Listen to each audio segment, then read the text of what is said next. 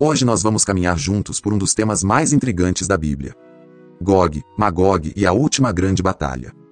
E o nosso alvo aqui não é alimentar medo, teoria da conspiração ou curiosidade vazia. O nosso alvo é ouvir o que Deus realmente quis comunicar por meio de Ezequiel 38, 39 e Apocalipse 20, e aplicar isso à nossa vida hoje, no Brasil, no meio de crises, notícias assustadoras e tanta pressão espiritual. Então pegue a sua Bíblia. Mantenha o coração aberto. E vamos deixar que a palavra de Deus interprete a própria palavra de Deus. Para começar, nós precisamos voltar lá para o contexto de Ezequiel. O profeta Ezequiel está falando com um povo exilado na Babilônia. Israel havia sido arrancado da sua terra, Jerusalém destruída, o templo derrubado. Eles estão como um povo derrotado, envergonhado, disciplinado pelo próprio Deus por causa do seu pecado. Nos capítulos 36 e 37, Deus já tinha feito promessas extraordinárias. Ele prometeu um novo coração. Um novo espírito. Ele diz que tiraria o coração de pedra e colocaria um coração de carne. Ele mostrou a visão do vale de ossos secos, e aqueles ossos, que representavam a casa de Israel, voltam à vida pelo sopro do Espírito. É restauração espiritual, é restauração nacional, é renovo da esperança. É exatamente depois dessas promessas maravilhosas que surgem os capítulos 38 e 39 de Ezequiel, com a figura de Gog e de Magog. Isso é importante. Deus não fala de Gog para roubar a paz do povo, mas para mostrar que, mesmo depois de restaurar, ainda haverá oposição. A restauração não significa ausência de inimigos, mas significa a certeza de que Deus mesmo lutará por seu povo. Quem é Gog? No texto de Ezequiel, Gog não é apresentado como um país específico que a gente possa simplesmente localizar no mapa político moderno. Ele é chamado de príncipe, chefe de uma coalizão de povos das extremidades do norte. Ele junta nações distantes, ameaçadoras, numa grande aliança militar. Gog representa o auge da oposição ao povo de Deus. É a encarnação do inimigo final, a soma de todos os poderes hostis ao Senhor e ao seu povo. E perceba as palavras-chave em Ezequiel, aparece a expressão nos últimos dias. Deus diz que vai reunir Gog contra sua terra, e repete algumas vezes, para que as nações me conheçam. Ou seja, o foco não é satisfazer curiosidade política. O foco é a glória e a santidade de Deus sendo reveladas diante de todas as nações. Se a gente olha a estrutura desses dois capítulos, em Ezequiel 38 nós temos a descrição da ameaça. Deus diz que ele mesmo é quem levanta Gog. Parece estranho, né? Mas Deus diz, eu porei anzóis nos teus queixos, eu te conduzirei, mostrando que até o inimigo, em sua rebelião, não age fora do controle soberano de Deus. Gog vem cheio de confiança, com muitos povos aliados, como um exército gigantesco. E ele vem para saquear um povo que vive em paz, em segurança, sem muros altos. Em outras palavras, o povo restaurado por Deus se torna alvo da inveja, da cobiça e do ódio dos inimigos. No capítulo 39, a cena se inverte completamente. Agora, a ênfase está na derrota de Gog. É o próprio Senhor quem combate. Ele lança juízo, confunde os exércitos, espalha seus cadáveres pelos montes de Israel. Até as aves e as feras são chamadas para um grande banquete sobre a carne dos poderosos. É uma linguagem forte, simbólica, para deixar claro que não há escapatória para os inimigos de Deus quando chega o dia do seu juízo. O tema teológico que se destaca é este. Deus usa até o inimigo para cumprir seus propósitos de juízo e salvação. A grande batalha não é um jogo equilibrado entre dois poderes quase iguais. A iniciativa, o controle e a vitória são totalmente do Senhor. O povo restaurado é atacado. Mas não é o povo que garante a vitória. Deus peleja por ele. Agora, vamos caminhar para o outro lado da Bíblia, para o Apocalipse. O Apocalipse foi escrito para igrejas perseguidas, no primeiro século, sob o Império Romano. Crentes estavam sendo mortos, pressionados a adorar o imperador, a negar a fé. E Deus dá a João uma visão não para entreter curiosidade, mas para consolar e exortar a perseverança. Em Apocalipse 16, aparece o famoso termo Armagedon. Esse nome surge no contexto das taças da ira de Deus. Espíritos demoníacos vão aos reis da terra, reunindo-os para a batalha do grande dia do Deus Todo-Poderoso. Num lugar chamado em hebraico Armagedon. Mais uma vez, uma grande coalizão de reis. Uma guerra final. E Deus dizendo, sou eu quem derrama as taças, sou eu quem julga. Em Apocalipse 19, nós vemos Cristo, o Verbo de Deus, montado num cavalo branco. Os exércitos do céu o seguem, mas repare numa coisa fundamental. A arma principal de Cristo é uma espada que sai da sua boca. É a sua palavra. Ele vence e julga pelo poder da sua palavra, não por força humana. Já em Apocalipse 20, depois de falar sobre o milênio, o texto diz que, passado esse período, Satanás será solto por um pouco de tempo. E o que ele faz? Ele reúne Gog e Magog para a batalha final. Gog e Magog aqui não aparecem como dois países específicos, mas como representantes de as nações dos quatro cantos da terra. Ou seja, a totalidade dos inimigos em todas as épocas, reunidos numa última rebelião. E qual é o resultado? Não há luta equilibrada. Não é um filme de guerra com suspense no final. O texto diz que desce fogo do céu e os consome. É juízo imediato. Incontestável. Inapelável. Então, juntando Ezequiel e Apocalipse, qual é a ideia central que o Espírito Santo está comunicando? É esta. Ezequiel e Apocalipse utilizam imagens de uma guerra final não para alimentar especulações, mas para anunciar que toda oposição ao reino de Deus será finalmente esmagada, e que essa vitória pertence exclusivamente ao Senhor. O que Deus está dizendo é: haverá oposição até o fim. Meu povo será atacado. Mas eu mesmo lutarei. A última grande guerra será, em essência, a revelação pública de quem eu sou, santo, justo e fiel ao meu povo. Agora, vamos deixar a própria Escritura interpretar a Escritura. Esse tema da guerra do Senhor não aparece só em Ezequiel e Apocalipse. Ele atravessa toda a Bíblia. Lá em Êxodo 14, na travessia do Mar Vermelho, o povo está desesperado. De um lado, o mar. Do outro, o exército de Faraó. Humanamente, não há saída. Então Moisés declara ao povo: o Senhor pelejará por vós, e vós vos calareis. A batalha pertence a Deus desde o início da história bíblica. Em Josué 5, do versículo 13 ao versículo 15, antes de Israel entrar para conquistar Jericó, Josué encontra um homem com a espada desembainhada. Josué pergunta: você é dos nossos ou dos nossos inimigos?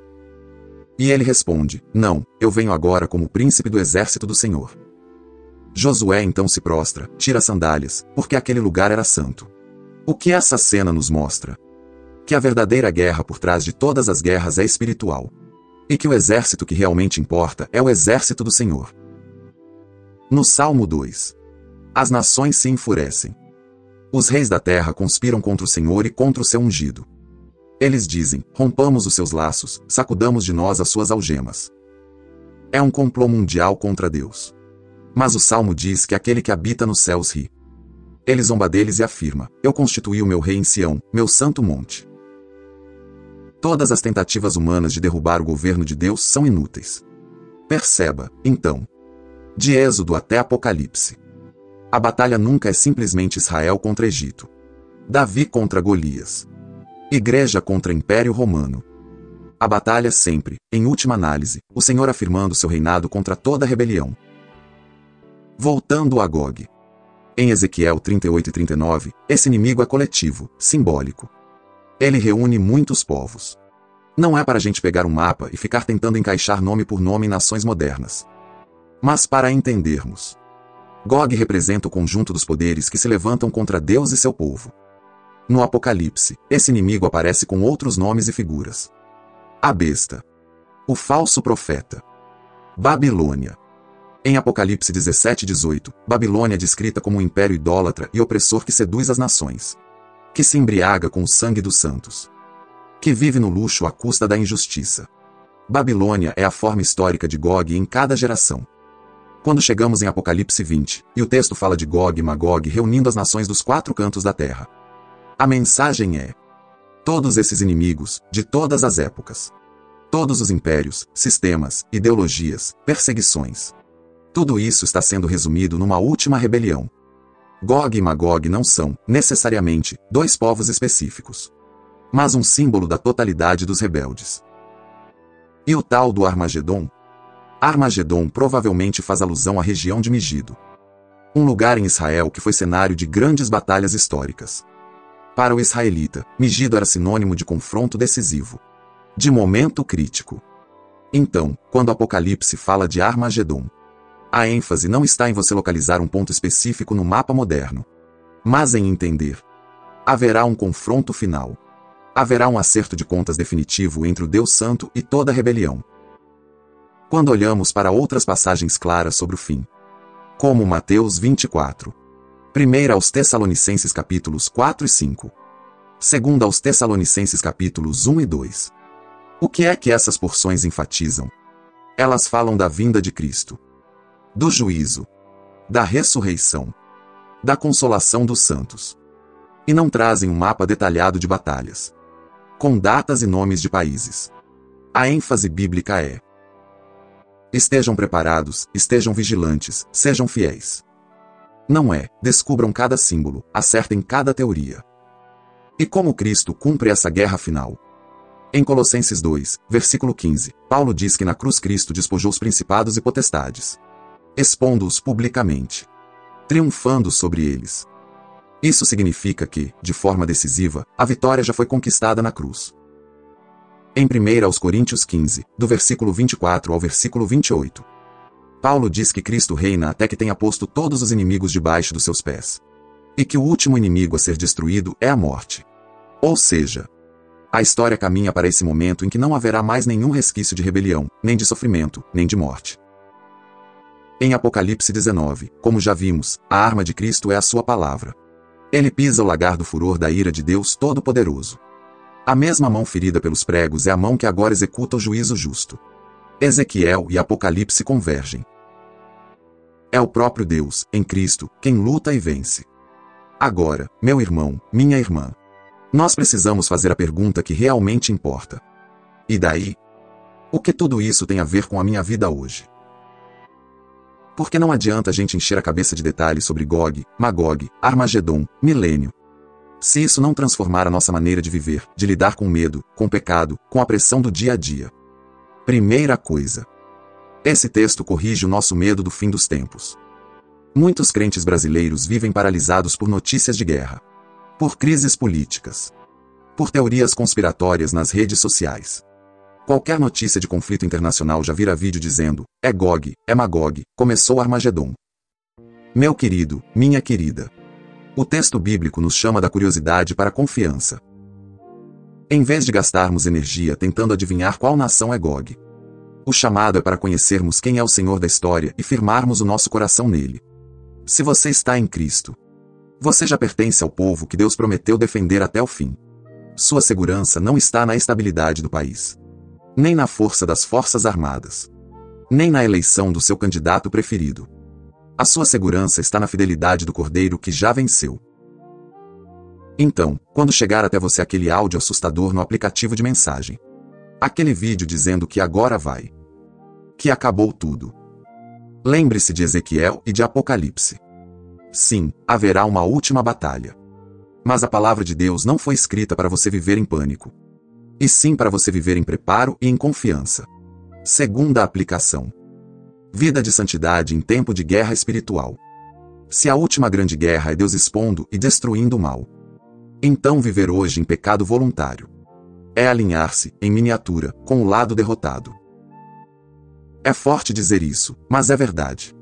Quando eu brinco com o pecado, quando eu trato a imoralidade como se fosse só diversão, quando eu aceito a corrupção normalizada no meu trabalho, quando eu consumo sem limites, pensando só em mim, eu estou, de certa forma, andando na mesma direção de Babilônia. E Babilônia, meu irmão, minha irmã, por mais bonita e brilhante que pareça, está marcada para cair. Então a pergunta prática é: onde, no Brasil de hoje, você tem se conformado com o sistema de Babilônia? Talvez seja naquela pequena sonegação que todo mundo faz. Talvez seja na forma como você fala de dinheiro, como se ele fosse a sua verdadeira segurança. Talvez seja na pornografia escondida, na traição emocional, na mentira constante para preservar sua imagem. Em Cristo, você é nova criação. Você não precisa mais servir a esses impérios. Você pode dizer não ao pecado. Não para ganhar salvação, mas porque, em Cristo, você já é cidadão do reino que vai vencer. Terceira aplicação. Coragem e fidelidade no meio da pressão. As igrejas do Apocalipse eram pressionadas a adorar o imperador, a queimar incenso diante dele, a confessar que César era Senhor. Hoje, talvez ninguém esteja te obrigando a queimar incenso, mas a pressão para adorar outros senhores é enorme. A adorar o sucesso, a fazer do dinheiro seu Deus, a transformar uma ideologia política na sua verdadeira esperança. A aplicação é bem prática. Escolher fidelidade no trabalho, na faculdade, na família, mesmo que isso te custe reputação ou oportunidades. Dizer a verdade quando uma mentira te pouparia problemas. Recusar um esquema corrupto mesmo que todo mundo participe. Recusar um relacionamento ilícito mesmo que isso envolva solidão. E, enquanto você faz isso, lembre-se, aquele que hoje parece muito forte, muito influente, aquele sistema, aquela pessoa, é, na verdade, só mais uma manifestação de Gog marchando para uma derrota certa. Em Cristo, você é testemunha de um reino que não pode ser abalado. Isso te liberta para tomar decisões corajosas e honestas, mesmo em um ambiente corrupto. Quarta aplicação. Esperança que dirige o presente. A visão da última guerra não é para a gente fugir do mundo, se esconder num canto e esperar o fim. Pelo contrário, é para a gente servir com firmeza dentro do mundo, sabendo que nada é em vão no Senhor. Se eu sei que Deus vai, um dia, julgar toda a injustiça, destruir todo o mal, estabelecer para sempre a sua paz, então lutar hoje, em pequena escala, por justiça, por paz, por misericórdia, faz todo sentido. Orar e agir pela sua cidade, envolver-se em obras de misericórdia, apoiar causas justas, ser um pacificador dentro da sua própria família. Tudo isso aponta, em miniatura, para o dia em que a paz de Deus cobrirá a terra. E aqui vai uma pérola prática para hoje. Diante de uma notícia que te assusta, antes de compartilhar, antes de entrar em pânico, pare e declare em oração: a batalha pertence ao Senhor, eu vou responder com fidelidade, não com pânico. Faça isso hoje. Quando algo te deixar com medo, vá primeiro para o joelho, não para a tela do celular. Agora, vamos colocar tudo isso dentro do grande centro da nossa fé, o Evangelho. Na cruz, Jesus entrou na guerra de uma forma completamente surpreendente. Ele venceu, não matando, mas morrendo. Ele tomou sobre si o juízo que cairia sobre os inimigos de Deus. Na lógica humana, o herói vence esmagando o outro. Na lógica de Deus, o verdadeiro rei vence se entregando. E justamente por ter se entregue até a morte, Deus o exaltou sobremaneira. E ele voltará como cavaleiro fiel e verdadeiro para consumar essa vitória. Quem crê em Cristo é transferido do reino das trevas para o reino do Filho amado. Em vez de temer ser esmagado na batalha final, passa a ser contado entre os que são guardados por Deus. Para o crente, a batalha final não é uma ameaça. É um consolo. Significa que o pecado que ainda te assedia hoje, a injustiça que ainda te fere hoje, a dor que te acompanha, tudo isso tem dia marcado para acabar. Mas talvez você esteja me ouvindo e, se for bem honesto, você ainda vive como se fosse neutro nessa guerra espiritual. Não é uma pessoa má.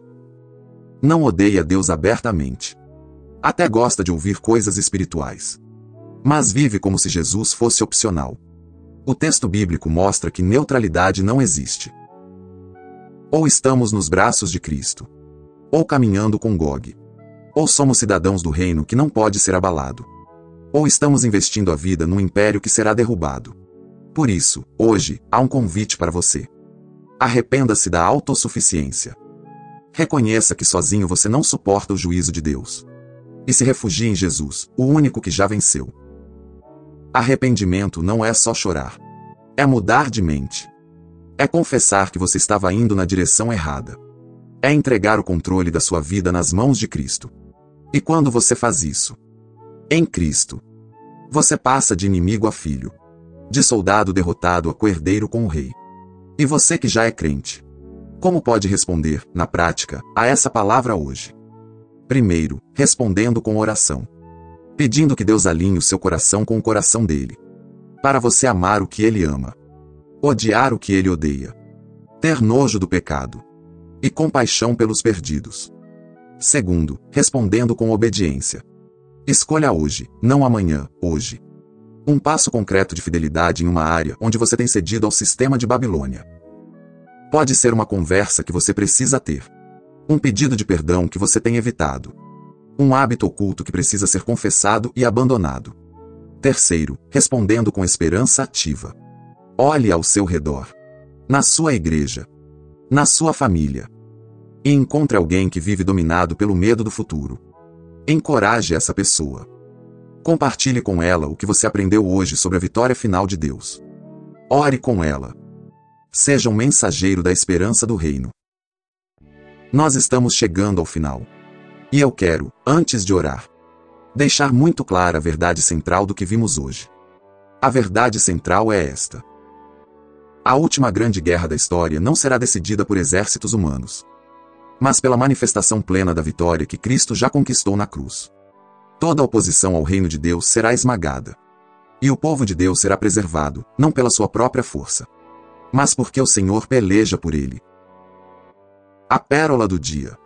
Aquilo que você pode aplicar ainda hoje. É esta. Porque a última grande guerra já tem vencedor. Hoje você pode escolher fidelidade em vez de pânico, confiança em vez de curiosidade vazia, e viver como cidadão do reino que certamente triunfará. Um vislumbre da graça. Quando você ouvir falar de Gog, Magog, Armagedon, lembre-se de Jesus na cruz.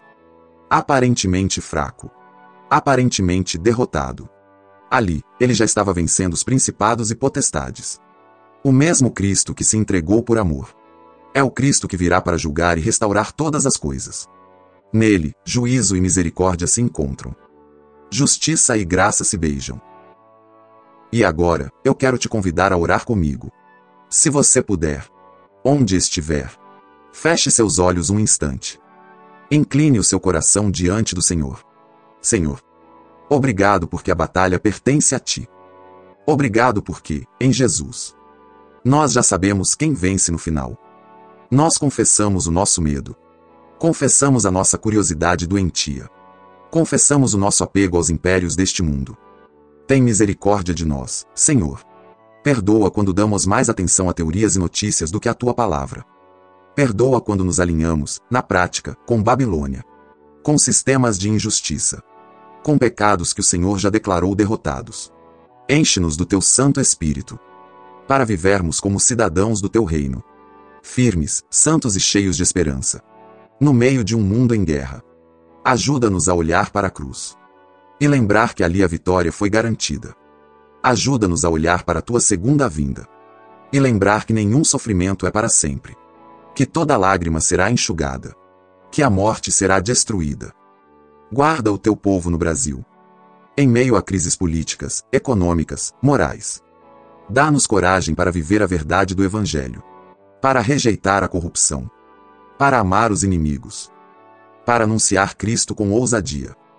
E se alguém que nos ouve hoje ainda não se rendeu a Jesus, Espírito Santo, convence esse coração. Mostra a beleza do Salvador. Leva ao arrependimento e à fé.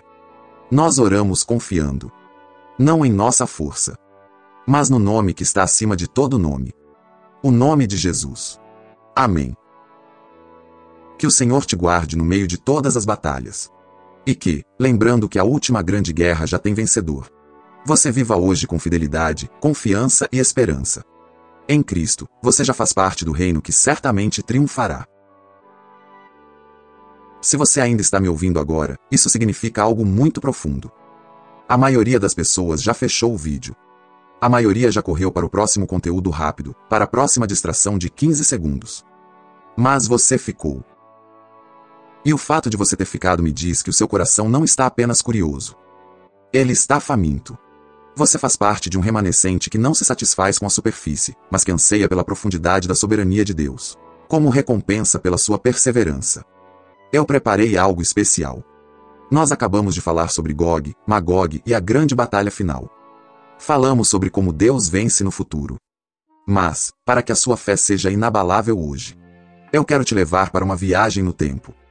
Quero te contar uma história real, registrada nas crônicas dos reis de Judá, que é o espelho exato do que vai acontecer no fim dos tempos. Essa história prova que o Deus que promete vencer amanhã é o mesmo Deus que já venceu ontem. Então, respire fundo.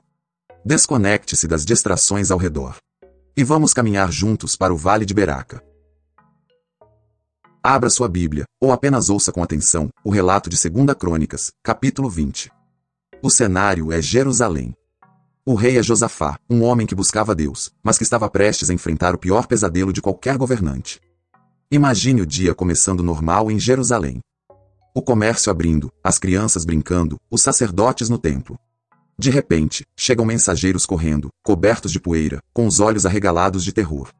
Eles entram na sala do trono e trazem a notícia fatal. Rei Josafá, uma grande multidão vem contra-te de além do mar, da Síria. Não era apenas um exército. Era uma coalizão. O texto diz que os moabitas, os amonitas e os meunitas se juntaram. Perceba a semelhança com Gog e Magog? Várias nações, diferentes povos, unidos por um único propósito: destruir o povo de Deus e tomar a terra que o Senhor lhes dera. Josafá era um rei, mas antes de ser rei, ele era humano.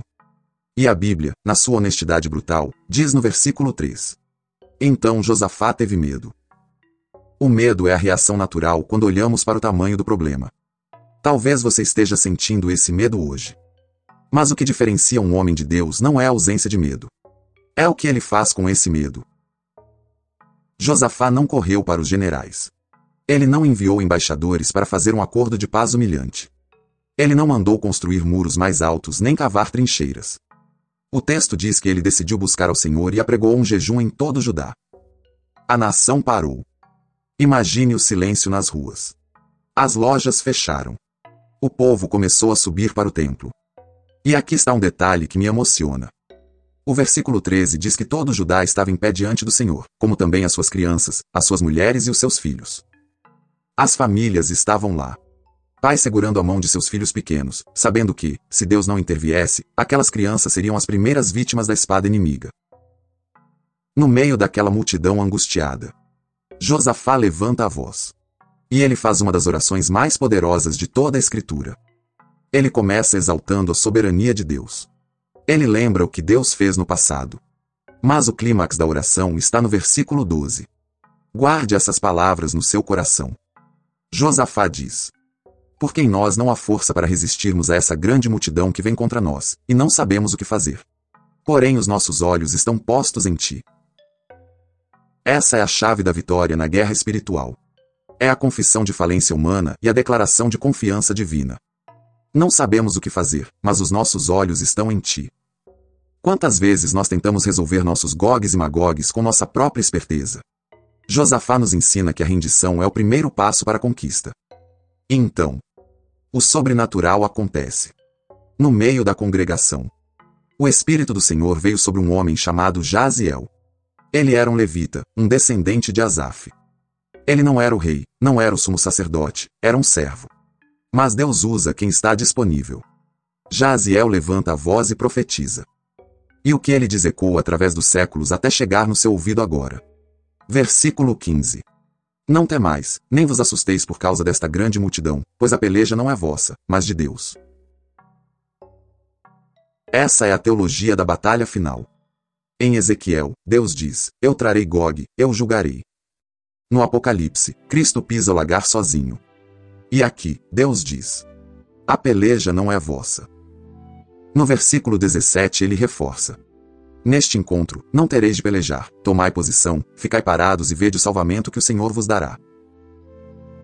Tomai posição. Isso não significa passividade preguiçosa. Significa fé ativa. Significa se vestir para a guerra, marchar até o campo de batalha, olhar nos olhos do inimigo e dizer: o meu Deus vai agir. E aqui vem a parte mais extraordinária dessa história. A estratégia de guerra. No dia seguinte, eles se levantam de madrugada. O exército se prepara. Mas Josafá toma uma decisão que faria qualquer estrategista militar rir de nervoso. Em vez de colocar a cavalaria na frente, em vez de colocar os arqueiros de elite na vanguarda, ele coloca os cantores. Sim, o coral. O louvor. Homens vestidos com ornamentos sagrados. Sem espadas nas mãos, mas com adoração nos lábios. Eles marcham à frente dos guerreiros cantando: louvai ao Senhor, porque a sua benignidade dura para sempre. Você consegue visualizar isso? Um exército caminhando para a morte certa, humanamente falando, mas escolhendo cantar sobre a bondade de Deus antes mesmo de ver a vitória. Isso é fé. Fé não é cantar depois que o problema passou. Fé é cantar no meio do vale, enquanto a sombra da morte ainda está lá. E o versículo 22 nos dá o resultado dessa ousadia. O texto diz: Tendo eles começado a cantar e a dar louvores, pôs o Senhor emboscadas contra os filhos de Amon e de Moabe e os do monte Seir que vieram contra Judá, e foram desbaratados. Deus confundiu a mente dos inimigos. A coalizão se quebrou. Primeiro, os amonitas e moabitas atacaram os habitantes do monte Seir. Depois que acabaram com eles, voltaram-se uns contra os outros. Foi o caos total no acampamento das trevas. Quando o povo de Judá chegou ao alto, de onde se via o deserto, olharam para a multidão que os ameaçava. E o que eles viram? Apenas corpos estendidos na terra. Ninguém escapou. O exército que parecia invencível se autodestruiu diante do poder de Deus acionado pelo louvor do seu povo. E não terminou aí. A Bíblia diz que Josafá e o povo levaram 3 dias saqueando os despojos. Eram tantas riquezas, tantas roupas, tantos objetos preciosos, que eles não podiam carregar tudo. O que veio para destruí-lo se tornou a fonte da maior bênção material que eles já tinham visto. No 4º dia, eles se reuniram no vale para bendizer ao Senhor. E por isso chamaram aquele lugar de Vale de Beraca, que significa Vale da Bênção. O lugar da ameaça se tornou o lugar da bênção. O lugar do medo se tornou o lugar da provisão. Por que eu te contei tudo isso em detalhes? Para que você entenda que Gog e Magog, Armagedon e todas as profecias finais seguem esse mesmo padrão divino. O inimigo se levanta com fúria. O povo de Deus parece cercado e fraco. Mas quando Deus se levanta, a vitória é total, e a batalha é dele. E agora, eu quero mudar o tom. Eu quero falar diretamente com você. Não como narrador de histórias, mas como alguém que deseja ver o seu espírito levantado por essa verdade. Eu preparei algo para o seu coração. Receba isso agora. Início da sessão motivacional. Fale ao seu espírito. Preste muita atenção em mim agora. Olhe para a sua vida através das lentes do que acabamos de ouvir. Talvez você tenha chegado até o final deste vídeo arrastando correntes invisíveis. Talvez a multidão que cerca você hoje não tenha o nome de Moabe ou Amon, nem de Gog ou Magog. Talvez os nomes dos seus inimigos sejam outros.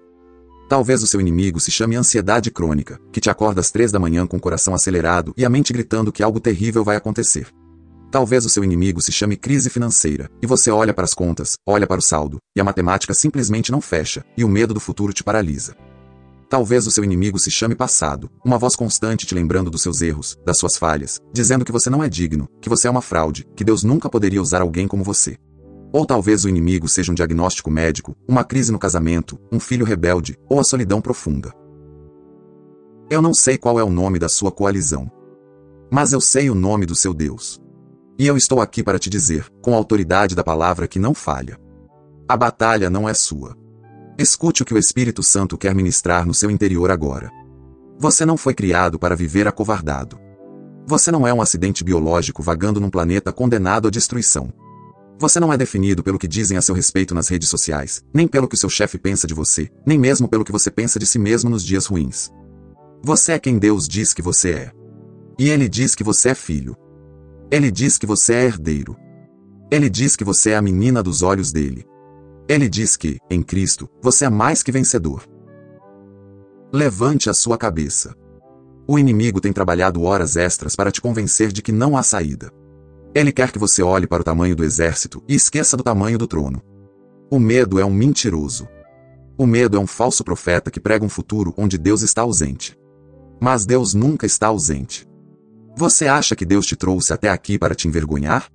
Você acha que Ele te sustentou em meio à pandemia, em meio às perdas, em meio às dores do passado, só para te deixar cair agora? Não. Aquele que começou a boa obra é fiel para completá-la. Pare de negociar com o desespero. Pare de fazer acordos com a depressão. Hoje é o dia de você assumir a sua posição de Josafá. É hora de dizer, eu não sei o que fazer, Senhor. Eu não tenho força. A minha sabedoria acabou. O meu dinheiro acabou. A minha paciência acabou. Mas os meus olhos...